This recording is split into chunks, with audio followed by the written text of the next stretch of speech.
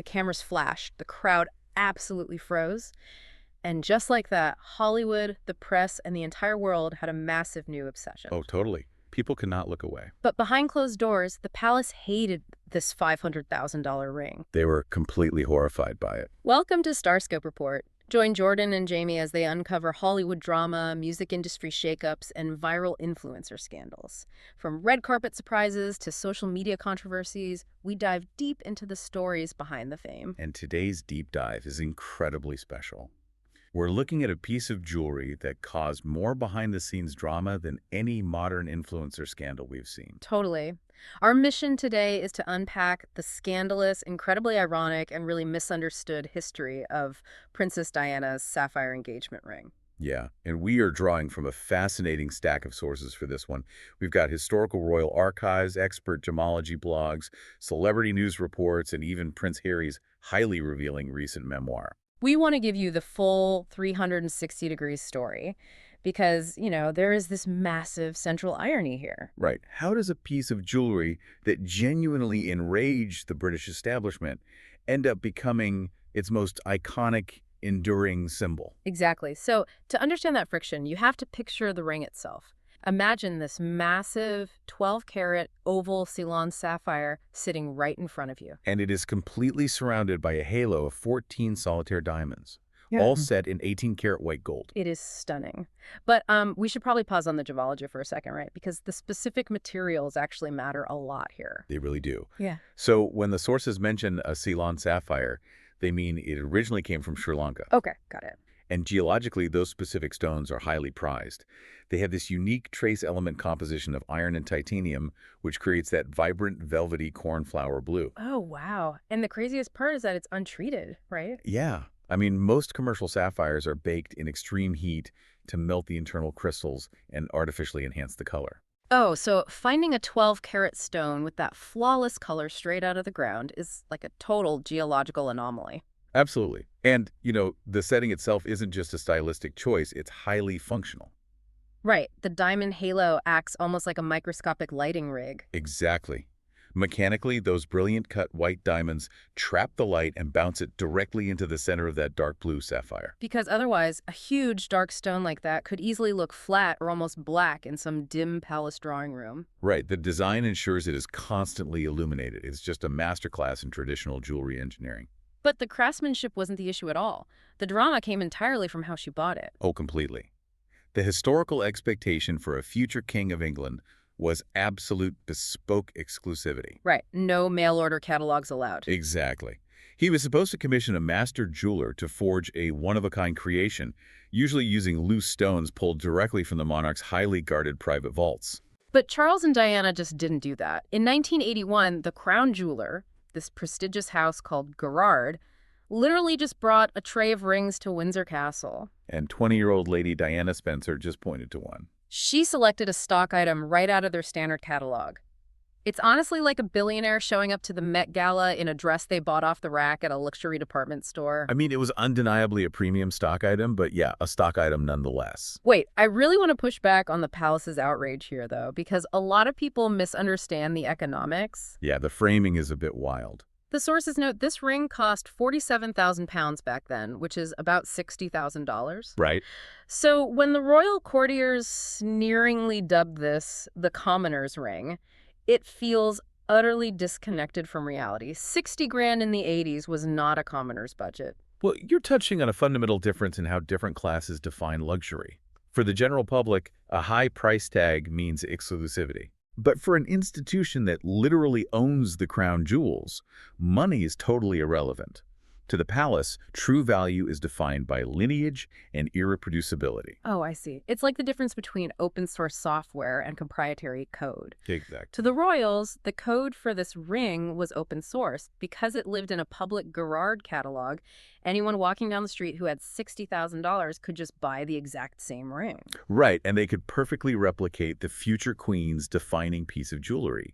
It diluted their monopoly on prestige. Wow. The monarchy relies on the illusion that they operate on this completely unreachable plane of existence. Hmm. So a catalog ring, no matter how expensive, just shattered that illusion. It was way too accessible. It signaled this democratization of royal life that terrified the traditionalists. But, if you're loving these crazy royal and Hollywood twists, make sure you're subscribed. We've got even wilder stories ahead. Oh, definitely. In fact, later in the episode, we will talk about a shocking twist nobody saw coming with Prince Harry and William. But first, we need to talk about the massive irony of the design itself. Right, because the palace viewed the ring as this massive break from tradition, but the actual aesthetic is deeply rooted in British history. Yeah, the visual lineage of Diana's ring traces directly back to 1840, to Queen Victoria. Yes. The day before their wedding, Prince Albert gave Queen Victoria a magnificent deep blue sapphire and diamond cluster brooch. And if you look at archival photos of that brooch, the architecture is nearly identical to Diana's ring. It's basically a large, rich oval sapphire cradled by a tight halo of white diamonds. Queen Victoria was so enamored with it, she pinned it to her wedding dress as her something blue. Oh, that's beautiful. And she wore it obsessively, right? She did, especially after Albert passed away. It held so much emotional weight that she officially designated it as an heirloom of the crown in her will. Meaning it belongs to the reigning sovereign, passing directly from monarch to monarch. It doesn't get divided up as personal property. Correct.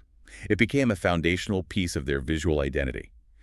Queen Elizabeth II famously wore that exact brooch for major events, like Prince William's christening. So wait, was Diana's supposedly rebellious catalog purchase actually a subtle nod to the ultimate royal matriarch? I mean, it perfectly encapsulates her genius. She found a way to be highly traditional, echoing Queen Victoria, while remaining highly accessible and modern. Because she just picked it from a catalog simply because she liked it. Some sources say it matched her blue eyes. Right, or that it heavily resembled her own mother's engagement ring. She prioritized personal resonance over institutional protocol. She completely hacked the system. She satisfied the visual requirements of her role, but kept complete personal autonomy. It was a silent rebellion wrapped in a very traditional-looking package. And, that tension between a rigid protocol and a very human, independent choice is exactly what made Diana a global icon. Absolutely. But it's also what created a massive vacuum for myth-making after she died. We project our own desire for romance onto these objects. Oh, the myths. Which leads us to one of the most widely accepted and entirely fabricated fairy tales in modern pop culture. The story of how this ring passed to the next generation. Yeah, this is a story everyone thinks they know. Right. The popular narrative is that after Diana tragically passed away in 1997, her two sons, 15-year-old William and 12-year-old Harry, were allowed to choose a keepsake from her jewelry collection. And that story was heavily popularized by Diana's former butler, Paul Burrell. Exactly. Burrell claimed that young Harry immediately asked for the sapphire engagement ring, while William chose her gold Cartier watch. And then the narrative jumps forward to 2010. William wants to propose to Kate Middleton, but he doesn't have the ring. So, supposedly, Harry selflessly approaches his brother and offers to swap. He supposedly says, wouldn't it be fitting if she had Mummy's ring sitting on the throne of England one day? It paints this breathtaking picture of ultimate brotherly sacrifice. It's neat, it's emotional, and it fits the narrative of traumatized boys looking out for each other perfectly. We crave those romanticized narratives to make sense of tragedies, and the public and the press just ate it up completely for over 2 decades. But when you cross-reference this with Prince Harry's explosive recent memoir, Spare, the entire fairy tale shatters. Total glass-shattering moment. Because in Spare, Harry addresses this specific legend head-on and calls it absolute nonsense. Yeah, the historical reality is far less cinematic.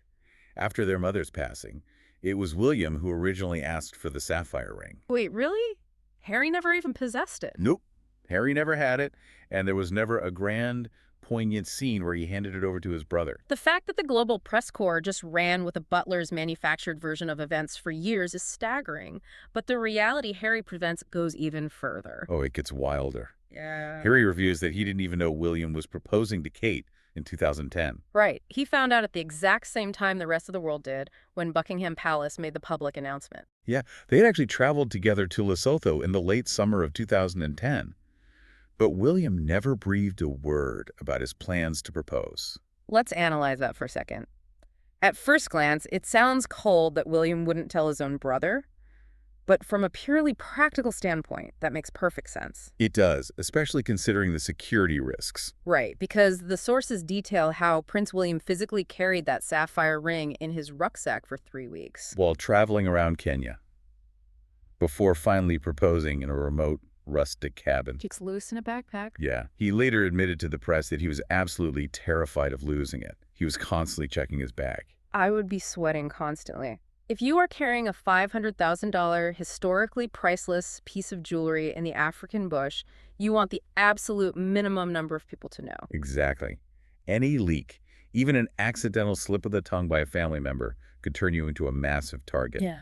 Keeping Harry in the dark was just operational security. That is such a brilliant point, and it grounds the story in a very human reality. The anxiety of a young man carrying a ring in a backpack strips away that sterile, untouchable aura of the monarchy. Right. It connects the ring back to what it originally represented for Diana in that catalog. A genuine human emotion, rather than just a prop in a state pageant. And that intensely personal symbolism is what ultimately gives the object its power. But, that symbolism is so potent that it didn't just ruffle feathers at Buckingham Palace. Oh no, it completely disrupted a global monopoly. Stay tuned and hit that subscribe button so you don't miss what's coming next, because this part is wild. To understand the sheer magnitude of the Diana effect, we have to look at the history of engagement rings. Definitely. If you asked someone in the 1970s what the ultimate engagement ring looked like, the answer was universally a clear, flawless diamond. But that wasn't always the case throughout history, right? Not at all. For centuries, colored stones were incredibly popular among European nobility. The French always favored vibrant colors. Like Napoleon proposing to Josephine with that stunning sapphire and diamond toi et moi ring. Exactly.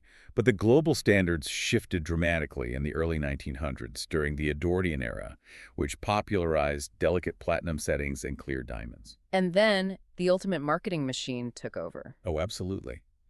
In the 1930s and 40s, the De Beers Diamond Cartel launched arguably the most successful psychological marketing campaign in human history. The whole "a diamond is forever" campaign. Right.